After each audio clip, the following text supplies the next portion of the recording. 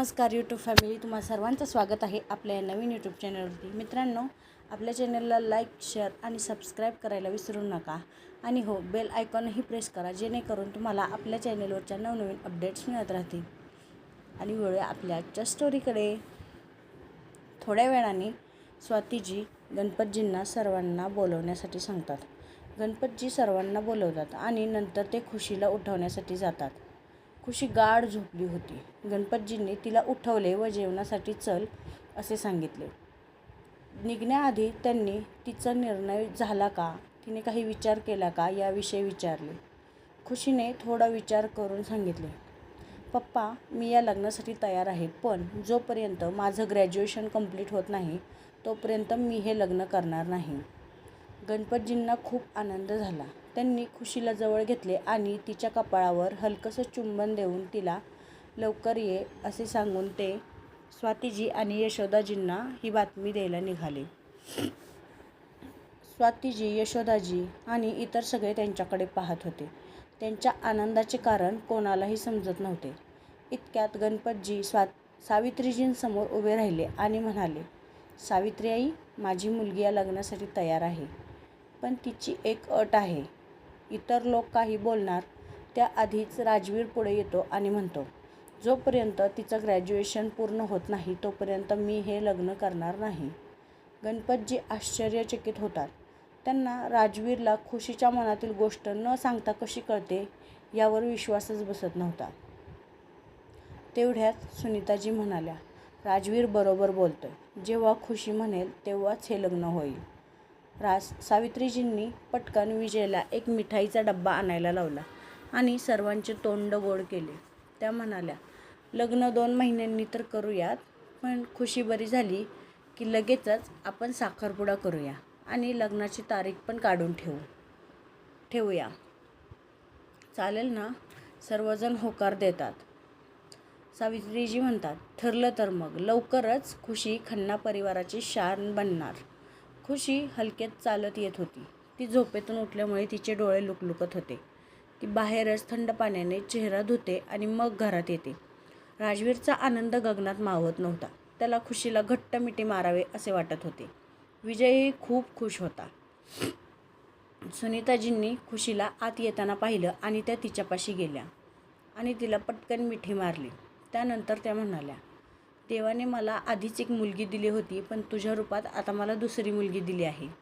खुशीला समजलं की गणपतजींनी तिचा निर्णय सर्वांना सांगितला आहे आणि तिच्या चेहऱ्यावर हलकं हसू उमटलं. सुनीताजींचा आधार घेऊन ती सर्वांपाशी आली आणि सावित्रीजींच्या पाया पडण्यासाठी खाली वाकणार इतक्यात सावित्रीजींनी तिला अडवले आणि मिठी मारली. त्या म्हणाल्या, तुझी जागा माझ्या पायात नाही तर माझ्या हृदयापाशी आहे. तुझ्या रूपात मला अजून एक नात मिळाली आहे आणि ही आजी तुझ्या सर्व इच्छा, आकांक्षा आणि स्वप्न पूर्ण करेल हा माझा शब्द आहे. ती इतक्यात सुनीताजीही खुशीला म्हणाल्या, फक्त आजी नाही तर ही मॉम देखील तुझ्या प्रत्येक निर्णयात तुझ्याबरोबर असेल. आणि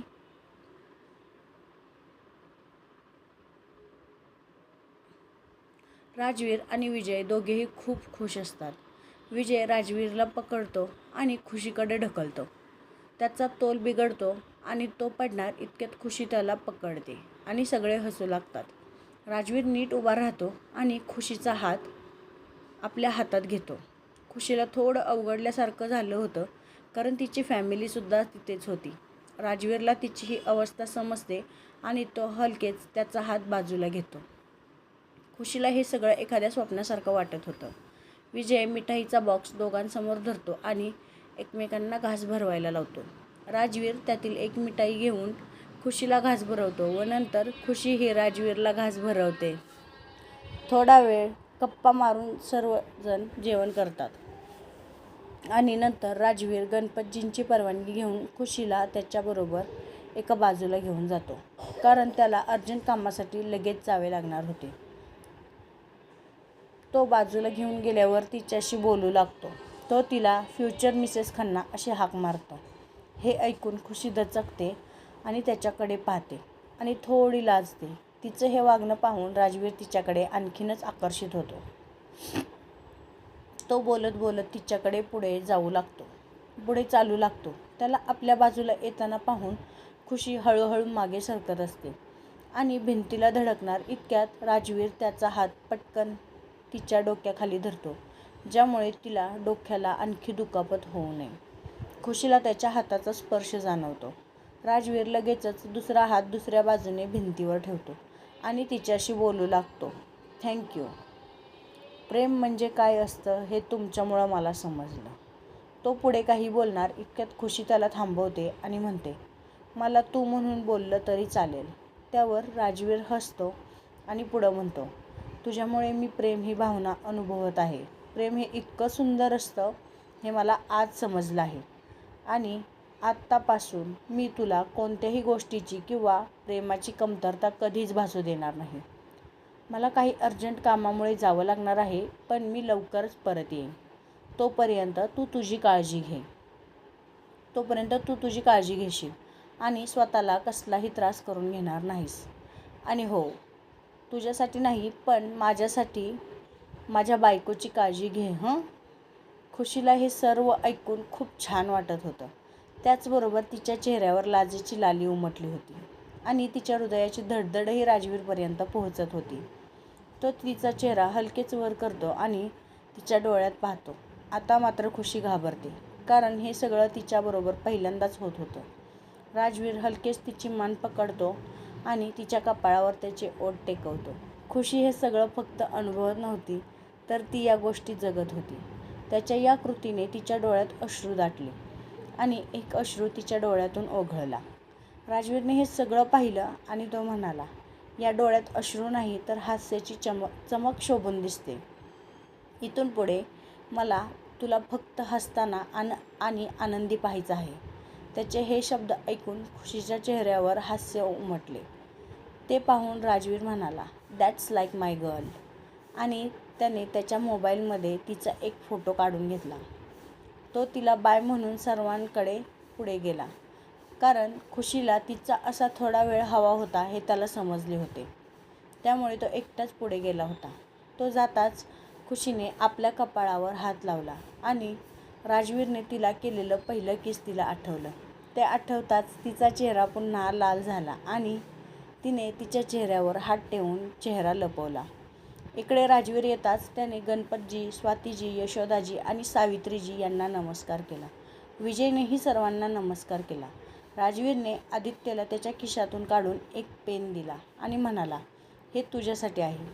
तो पेन खूपच छान होता. आदित्यलाही तो खूप आवडला. थोड्या वेळाने खुशी नॉर्मल झाली आणि ती परत सर्वांपाशी आली. विजयने ती येताच तिच्यासमोर जाऊन म्हणाला, भाभी तुम्ही टेन्शन घेऊ नका. मी तुमच्या अहोंची खूप छान काळजी घेईन. हे ऐकून खुशी लाजून मान खाली करते. सुनीताजी तिथे येतात आणि विजयला हलकेच फटका देतात आणि म्हणतात, का रे माझ्या मुलीला त्रास देतोय? असं म्हणून त्या खुशीला मिठी मारतात. सगळे जायला निघाले होते. सावित्रीजी तिथेच थांबणार होत्या. सुनीताजी, राजवीर आणि विजय आपापल्या कामासाठी निघाले. जाताना राजवीरने सर्वांची नजर चुकवून खुशीला हळूच बाय केले आणि सर्व गाड्या एकामागे एक निघाल्या. सर्वजण गेल्यावर खुशी बेडवर पडून राजवीरचा विचार करत होती. राजवीर मात्र डिझायनरच्या शोधात होता. त्याच्या कंपनीने खूप इंटरव्ह्यू घेतले, पण त्यात एकही डिझायनर असा नव्हता जो त्यांच्या पसंतीस उतरेल. तो खूप टेन्शनमध्ये होता. असेच 4 दिवस उलटले. तो खुशीकडे जाण्यासाठी निघाला, कारण आज तिला हॉस्पिटलमध्ये चेकअपसाठी न्यायचे होते. तो निघणार इतक्यात त्याचा फोन वाजतो आणि त्यावर प्रोफेसर हे नाव झळकत असतं. त्याचा चेहरा आनंदाने खुलतो व तो फोन उचलतो. तो बोलू लागतो. हे प्रोफेसर दुसरे कोणी नसून प्राध्यापक बोधेच होते, त्याचे आवडते शिक्षक. आणि बोलता बोलता तो सर्व बोलून जातो. अगदी त्याचे प्रॉब्लेमही प्रोफेसरांना सांगतो. त्यावर प्राध्यापक बोधे त्याला कलाविष्कार स्पर्धेविषयी सांगतात. राजवीर दरवर्षी या स्पर्धेचा मुख्य परीक्षार्थी म्हणून जात असे.